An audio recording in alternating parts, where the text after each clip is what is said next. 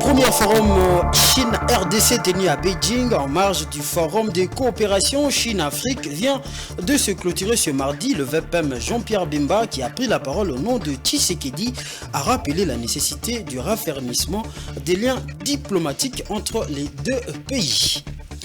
Et puis, au-delà de nos frontières, la consommation de la bière en Afrique ne fait qu'augmenter à l'aune de l'évolution démographique et des revenus des populations, une réalité qui représente une opportunité pour les investissements.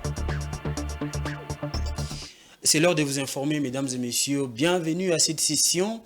129 détenus ont trouvé la mort à la suite de la tentative d'évasion survenue à la prison centrale de Makala dans la nuit du dimanche 1er au lundi 2 septembre. C'est le vice-premier ministre en charge de l'Intérieur qui a annoncé ce bilan provisoire après une réunion présidée par la première ministre Judith Suminwa Tuluka qui a écourté sa mission dans la province du Congo central. On note aussi plusieurs dégâts matériels. Damani Mujinga pour les détails.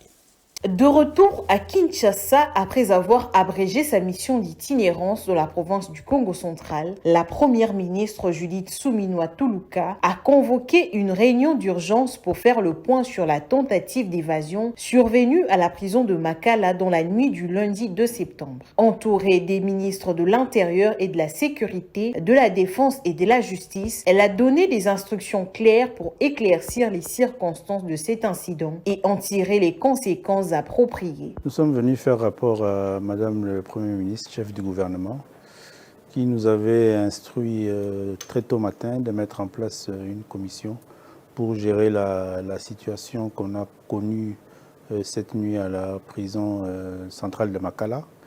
Il était important pour nous de lui faire rapport de l'évolution des travaux de cette commission, des rapports des 3 sous-commissions pour qu'avec elle nous puissions lever les options essentielles sur la suite de la gestion de ce dossier. C'est le travail que nous sommes venus faire avec les 2 collègues, membres du gouvernement, et nous avons reçu les instructions. Ainsi, nous nous rendons à la commission pour la continuité de nos réunions et conclure pour la journée d'aujourd'hui. Dans la foulée, le vice-premier ministre en charge de l'Intérieur a présidé une réunion de crise avec les services concernés. À l'issue de cette réunion, un bilan provisoire a été communiqué faisant état de 129 décès et plusieurs femmes violées. Le bilan provisoire sur le plan humain s'élève à 129 morts, dont 24 par balle, après sommation, les autres par bousculade, étouffement et quelques femmes violées. La commission a également identifié 59 blessés, actuellement pris en charge par le gouvernement pour des soins appropriés. Sur le plan matériel, on déplore l'incendie des bâtiments administratifs, du greffe, de l'infirmerie et des dépôts de vivres. Le drame s'est déroulé durant la nuit du 1er au 2 septembre lorsque des tirs ont éclaté à la prison centrale de Makala pour contrer l'évasion des détenus. Cet événement tragique survient alors que le gouvernement intensifie ses efforts pour réduire la population carcérale, non seulement à Makala, mais dans toutes les prisons de la République démocratique du Congo.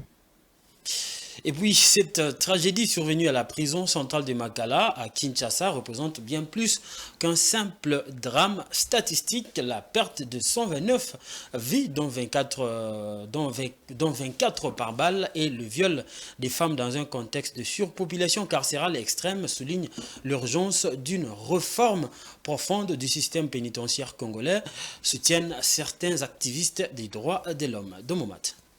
Conçue pour accueillir 1500 détenus, la prison de Makala en abrite aujourd'hui près de 15 000. Cette surpopulation n'est pas seulement une statistique choquante, elle révèle l'ampleur d'un système défaillant où les conditions de détention sont devenues inhumaines.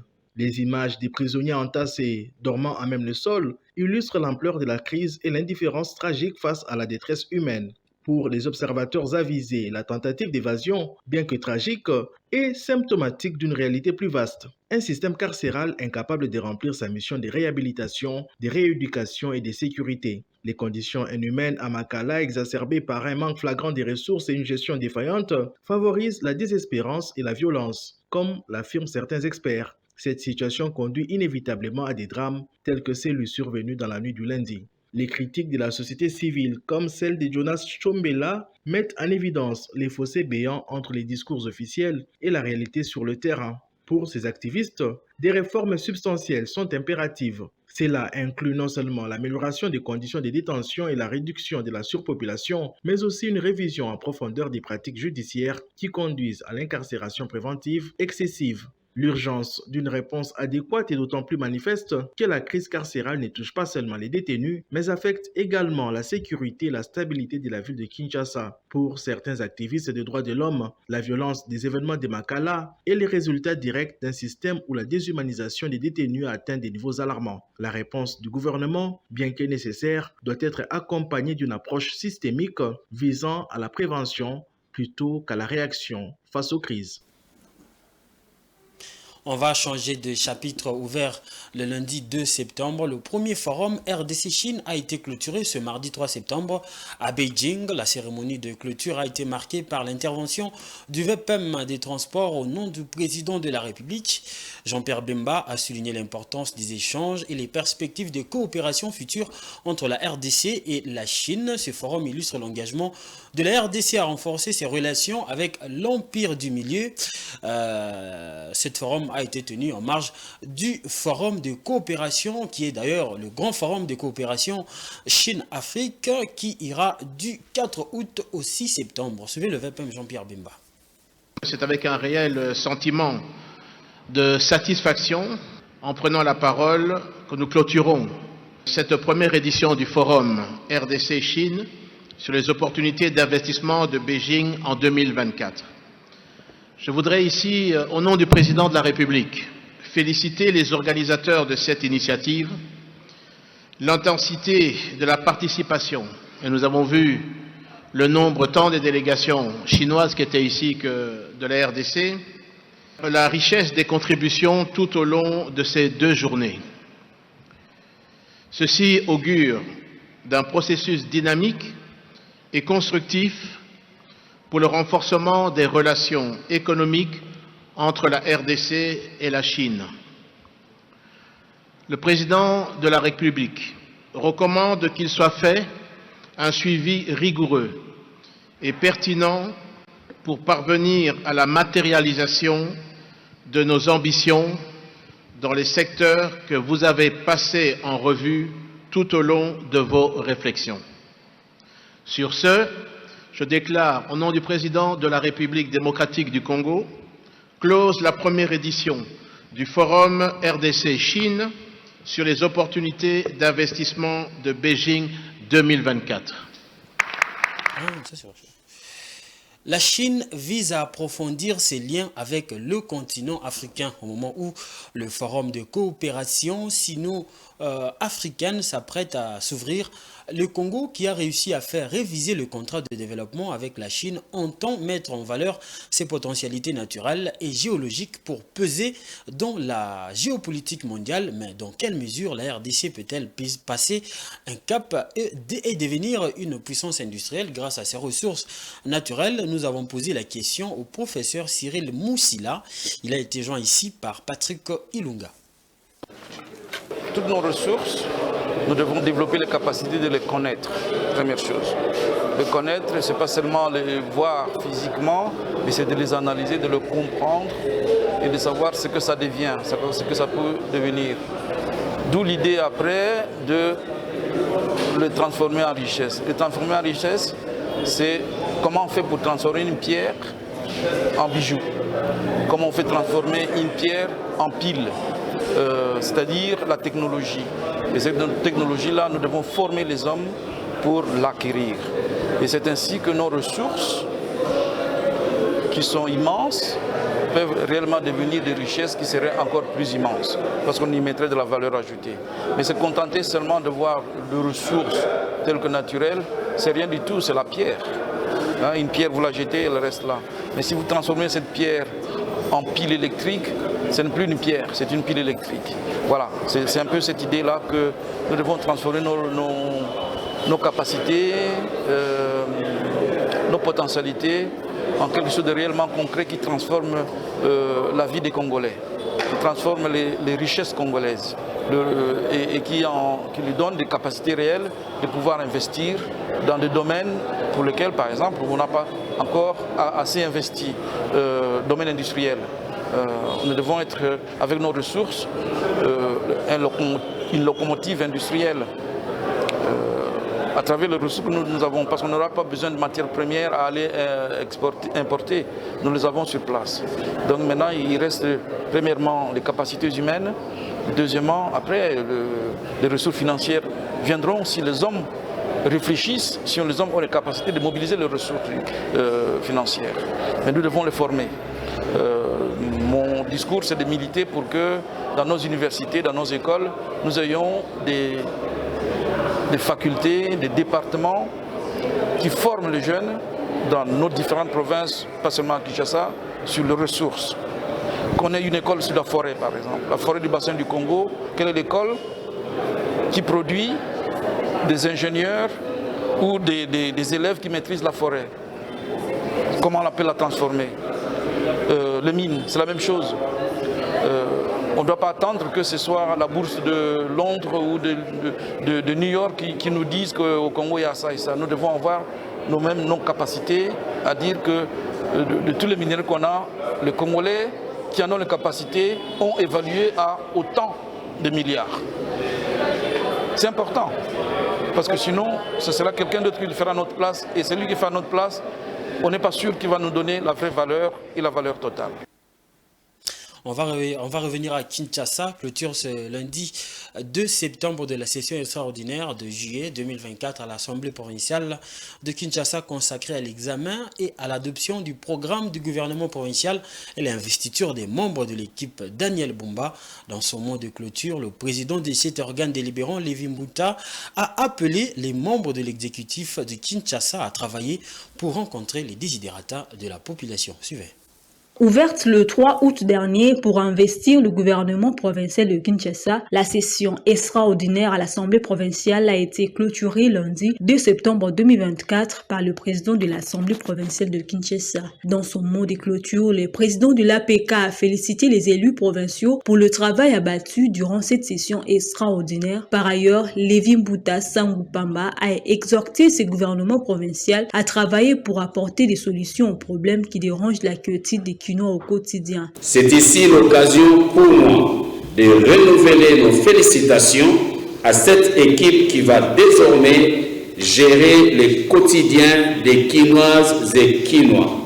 Notre souhait est que cette tâche s'exécute à la grande satisfaction de la population dont nous sommes les représentants attitrés et qui place ses espoirs en nous. Le président de l'organe délibérant de Kinshasa a invité le gouverneur de la ville et son équipe à prendre des dispositions nécessaires pour non seulement assurer la protection des écoliers, mais aussi stopper la propagation de cette épidémie. Notre pays, en ce moment, fait encore face à une variole de singe appelée virus Mpox. Kinshasa, la capitale, n'est pas épargnée, étant donné que certaines zones de santé sont déjà affectées. Les statistiques à notre disposition nous poussent à demander aux autorités compétentes de prendre toutes les mesures qui s'imposent pour stopper la propagation de ces virus et d'organiser une prise en charge responsable de patients. Après la plénière, le député provincial Louis Mankoyi a fait la lecture de ce qu'a été cette session parlementaire. Cette session extraordinaire a connu l'approbation du gouvernement provincial ainsi que de son programme, et raison pour laquelle ils sont partis travailler. Et comme on devrait clôturer par la dotation de l'Assemblée provinciale de Kinshasa, c'est pourquoi nous sommes venus aujourd'hui pour voter la dotation pour l'Assemblée provinciale de Kinshasa. Pour une petite histoire, vous savez peut-être comme moi que Kinshasa n'a pas de budget 2024. Avec les conflits qu'il y a eu avec le gouvernement sortant, avec les bureaux sortants, l'Assemblée provinciale a été fermée pendant la session budgétaire et qu'il n'y avait pas eu un édit budgétaire. Raison pour laquelle nous sommes venus aujourd'hui pour voter un budget rectificatif pour permettre au gouvernement provincial pour les 4 mois qui nous restent en 2024 pour qu'on ait quand même un budget pour la ville provinciale de Kinshasa. À noter que l'ouverture de la prochaine session ordinaire à l'Assemblée provinciale de Kinshasa est prévue d'ici la fin du mois de septembre. Et à Kananga, dans la province du Kasaï central, située au centre de la RDC, casser des pierres, des roches dans la carrière de Nganza et récupérer le sable dans la rivière éponyme est l'un des moyens de survie pour de nombreuses familles. C'est le cas avec Jacques Bouana-Bombo qui nourrit sa famille grâce à ce métier difficile, pénible mais rentable. Il y a maintenant 4 ans qu'il l'exerce, cette force de casser des pierres. Il a hérité de son père biologique. Suivez. Avec des moyens rudimentaires, ces casseurs de pierres produisent de la poussière, de la caillasse, des graviers, des moellons et autres matériaux de construction tels que les sables dans la rivière Nganza pour fabriquer des briques de différentes dimensions. Une activité difficile, pénible mais rentable pour certains artisanaux de surcroît, père de familles nombreuses. Papa il a décédé, mon chéri responsabilité. Moi responsabilité du mon chéri en 4 ans de travail. Cela fait déjà 4 ans, jour pour jour, depuis que je travaille dans cette carrière artisanale. J'ai appris ce métier de par mon père biologique. Ce travail est rentable et il me permet de nourrir ma famille. Je permets beaucoup de choses. Une tonne de caillasse se vendait à 75 000 francs congolais. Pour 20 tonnes, il fallait débourser jusqu'à 1 500 000 francs congolais. Parmi leurs acheteurs, on trouve des particuliers et des entreprises telles que Safrimex. Mais depuis l'avènement des commissionnaires, cette activité ne nourrit plus son homme. La plupart des casseurs de pierres ont perdu les marchés, y compris leur pouvoir d'achat, et aujourd'hui 20 tonnes se négocient à 7 500 francs congolais. Mais nous avons comme difficulté comment acheminer les briques en question sur les liés. Vu que nos routes ne sont pas bonnes, cela occasionne aussi l'augmentation des prix. Parce que les transporteurs, quand ils veulent nous taxer, ils tiennent compte de l'état des routes. Et plus loin, quand on a commencé à exploiter cette carrière, les briques se vendaient à 100 francs. Mais avec les tracasseries des agents de l'État et consorts, tout ce que ces amis nous donnent, nous avancent comme raison, c'est lié aux tracasseries. Si les briques ont augmenté les prix, ce n'est pas le fait qu'il y a toute une chaîne d'agents de l'État qui viennent à tour de rôle avec trop de petites taxes. Maintenant, vous remarquez que quand les taxes deviennent en chaîne, quand les taxes se multiplient, cela impacte aussi sur les prix de vente des briques. Un client rencontré sur place déplore les prix exorbitants de ces matériaux de construction tels que des briques.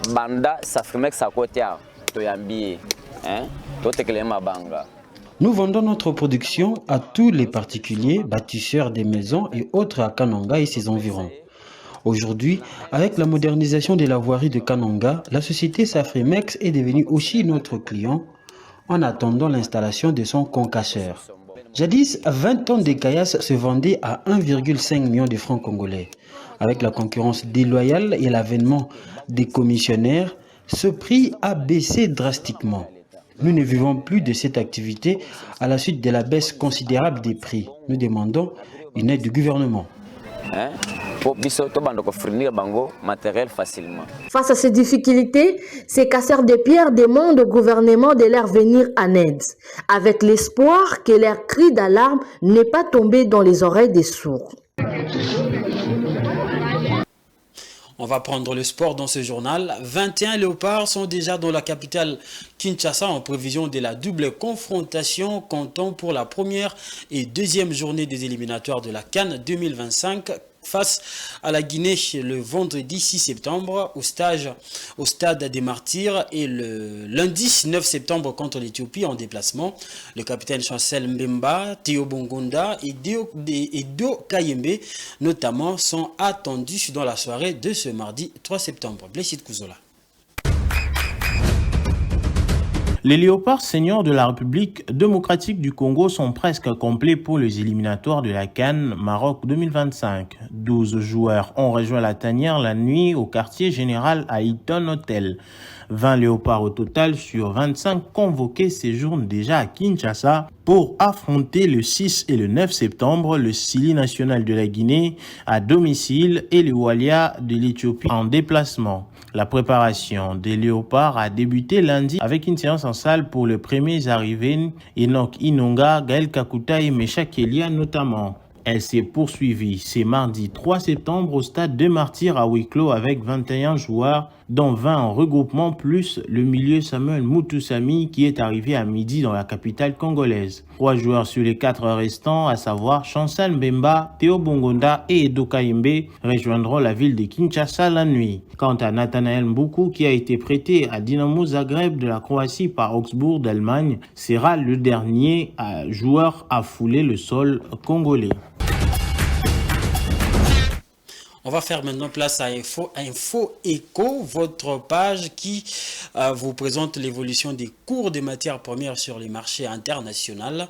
Nous avons ici sur ce plateau Jojo Moulamba à qui je dis bonsoir. Bonsoir fiston Oleko.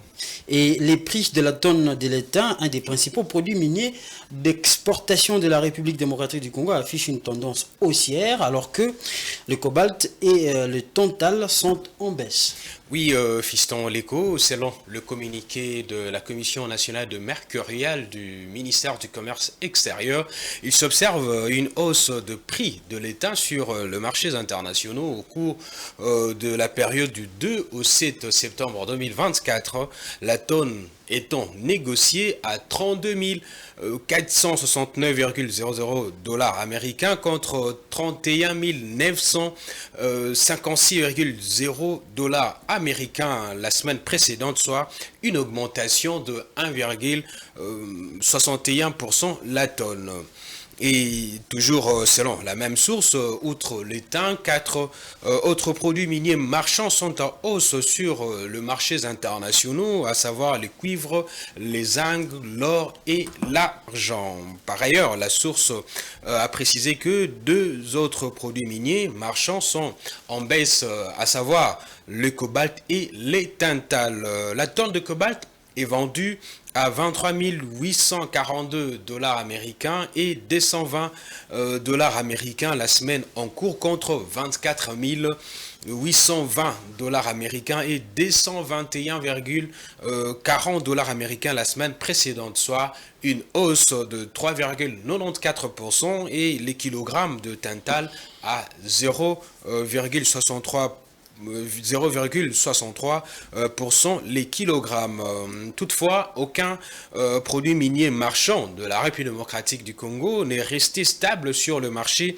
international pendant la période sous examen, a précisé toujours la même source. Comparativement à la semaine du 26 au 31 août 2024, où l'étain était en hausse, en augmentation de 2,95%, la tonne à l'international négociable à 31 956 $ américains contre 31 039 $ américains la semaine du 19 au 24 août 2024.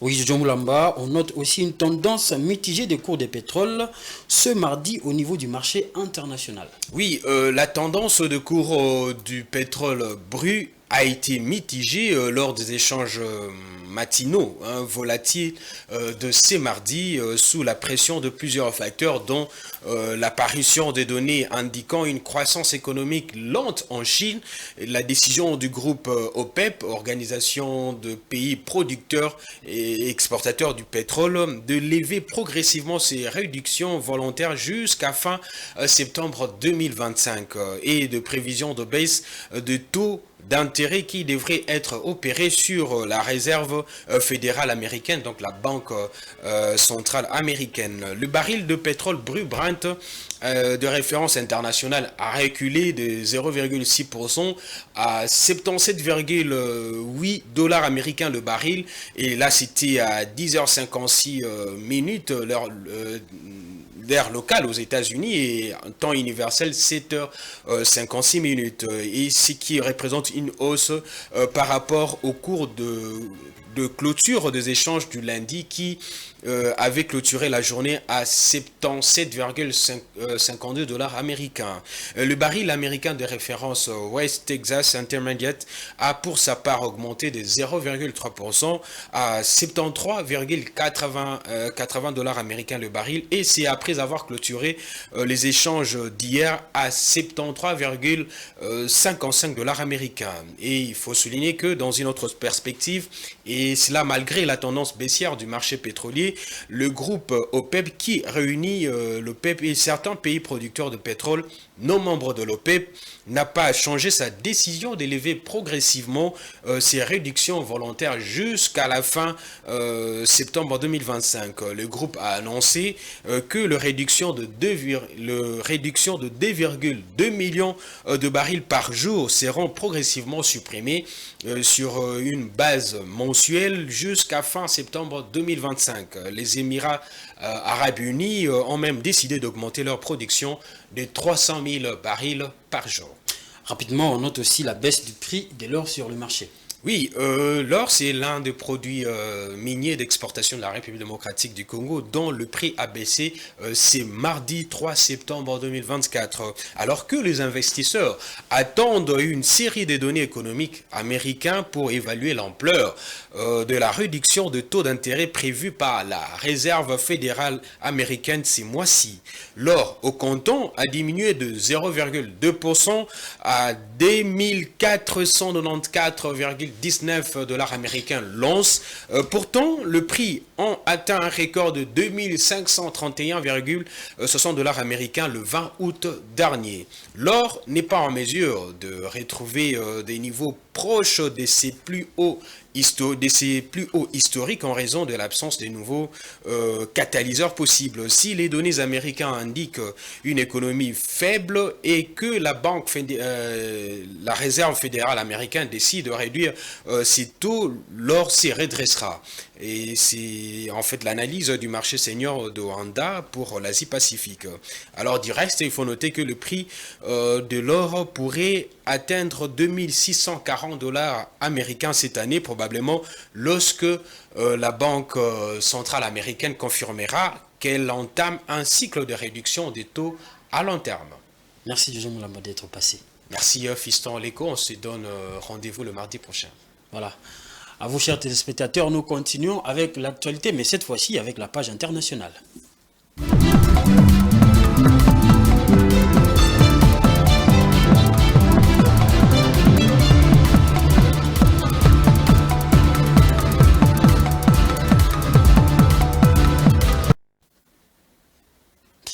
Le continent africain fait partie des zones du monde où la consommation de la bière continue d'augmenter avec la croissance des revenus disponibles et l'augmentation de la démographie. Cette tendance nourrit les investissements privés dans le développement de la production. Blessed Kouzola.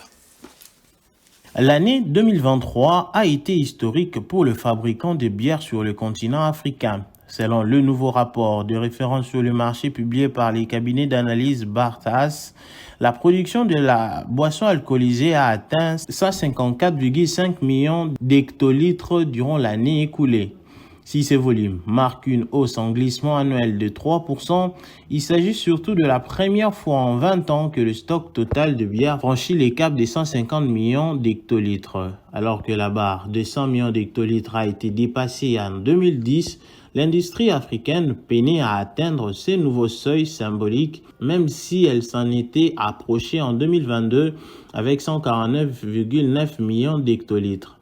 Avec ces nouveaux records, l'industrie signe sa troisième année consécutive de croissance après le coup d'arrêt enregistré en 2020 avec la pandémie de coronavirus et confirme les perspectives positives du marché africain de la bière. Sur l'année écoulée, le taux de croissance de la production en Afrique était le plus important parmi les zones majeures des consommations alors que les Amériques, l'Asie et l'Europe affichaient toutes des baisses en glissement annuel. En 2023, l'un des principaux faits marquants a été la reconquête par l'Éthiopie de sa position dans le trio des têtes des principaux producteurs. Derrière l'Afrique du Sud, leader historique de l'industrie avec 35,1 millions d'hectolitres et le Nigeria, 17,7 millions d'hectolitres, les pays des Négus a supplanté l'Angola. Alors que dans les pays d'Afrique de l'Est, la production a augmenté à 12,6 millions d'hectolitres en 2023, l'offre a stagné du côté de la nation lusophone à 12 millions d'hectolitres. Au-delà de ces quatuors, tous les autres membres du top 10 ont enregistré une hausse de leur production d'une année sur l'autre. Il s'agit du Cameroun, de la RDC, de la Tanzanie, de la Côte d'Ivoire, du Kenya et du Mozambique. Voilà, maintenant la rédaction des Géopolis va vous lire les différents journaux parus ce matin. Place à la revue de presse.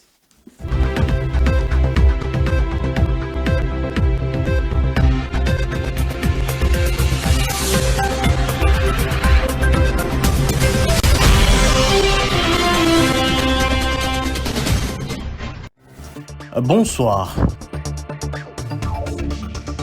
Commençons cette revue de presse avec cette information de la prospérité, axe Kinshasa-Pékin, Félix Tshisekedi Xi Jinping vers de nouveaux horizons pour une coopération exemplaire. Nouveau round d'échanges directs, le président chinois Xi Jinping a rencontré Félix Tshisekedi, président de la RDC, ce lundi 2 septembre 2024 à Beijing, où il est venu pour participer au sommet 2024 du Forum sur la coopération sino-africaine. Rappelant que la Chine et la RDC ont rehaussé leurs relations bilatérales au niveau d'un partenariat de coopération stratégique globale en mai 2023, M. Xi Jinping a déclaré que les deux parties avaient promis la coopération pratique dans divers domaines depuis l'élévation de liens bilatéraux et était devenu un modèle pour les pays en développement en termes de promotion conjointe de la modernisation. La Chine souhaite consolider la confiance politique mutuelle et rechercher un développement commun avec la RDC, approfondir la coopération bilatérale dans l'agriculture, le traitement des minéraux et la formation professionnelle et poursuivre son aide à la RDC pour faire ses avantages en ressources des leviers de croissance, a-t-il noté. Pour sa part, Forum des As, ce titre, reçu en tête-à-tête par son homologue chinois, Félix Tshisekedi réitère officiellement son invitation à Xi Jinping à visiter la RDC. En prélude du Forum sur la coopération Chine-Afrique FOCAC 2024, le président Félix Tshisekedi a eu un entretien hier, lundi 2 septembre, avec son homologue chinois Xi Jinping et leur délégation restreinte sur des sujets d'intérêt commun parmi lesquels la coopération bilatérale, le partenariat commercial, les relations diplomatiques et la sécurité. Le chef de l'État a exprimé la reconnaissance de la République démocratique du Congo pour le soutien continu de la Chine au sein du Conseil de sécurité des Nations Unies, notamment pour garantir le respect de notre souveraineté et la stabilité dans la région de Grand Lac. Le président de la République a saisi cette occasion pour réitérer officiellement son invitation à son homologue chinois à visiter la RDC. Autre sujet d'actualité, tentative d'évasion à Makala, un signal d'alerte pour des réformes carcérales urgentes, écrit Info 27. L'incident tragique survenu à la prison centrale de Makala, où une tentative d'évasion a été enregistrée entre 2h et 4h du matin le lundi 2 septembre, met en lumière le faille profonde du système carcéral congolais. Cet événement dramatique qui a non seulement coûté la vie à des détenus, 129 au total, mais a également s'aimer la panique dans les environs, révèle les défis colossaux auxquels le gouvernement de la République démocratique du Congo est confronté en matière de gestion des établissements pénitentiaires. Conçue à l'origine pour accueillir environ 1500 détenus, la prison de Makala abrite aujourd'hui une surpopulation atteignant 7 à 8 fois sa capacité initiale. À la référence plus des renchérir, tentative d'évasion à la prison centrale de Makala, des ONG exigent une enquête indépendante. Dans la nuit du 1er au 2 septembre, des coups de feu ont éclaté dans la prison centrale de Makala à Kinshasa. D'après les premières informations fournies par les autorités, il s'agirait donc d'une tentative d'évasion. Et à cet effet, le défenseur de droits de l'homme Jean-Claude Katende, président de la ZADO, parle d'un carnage et réclame une enquête indépendante jugeant les déclarations des politiciens insuffisantes. De son côté, l'ONG Les Amis de Nelson Mandela pour la défense des droits humains est allée dans le même sens et a condamné fermement toute forme de violence et d'exécution. Fin de cette revue de presse. Merci à vous de nous avoir suivis.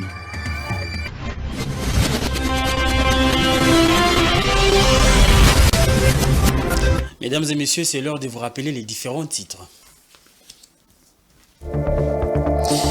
Pour premier forum RDC-Chine tenu à Beijing en marge du forum de coopération Chine-Afrique vient de se clôturer ce mardi. Le VPM Jean-Pierre Bemba, qui a pris la parole au nom du président Tshisekedi, a rappelé la nécessité du raffermissement des liens entre les deux pays. Et puis en Afrique, la consommation de la bière ne fait qu'augmenter à l'aune de l'évolution démographique et des revenus des populations, une réalité qui représente une opportunité pour les investissements. Ce journal est terminé. Merci à vous de l'avoir suivi. Au revoir.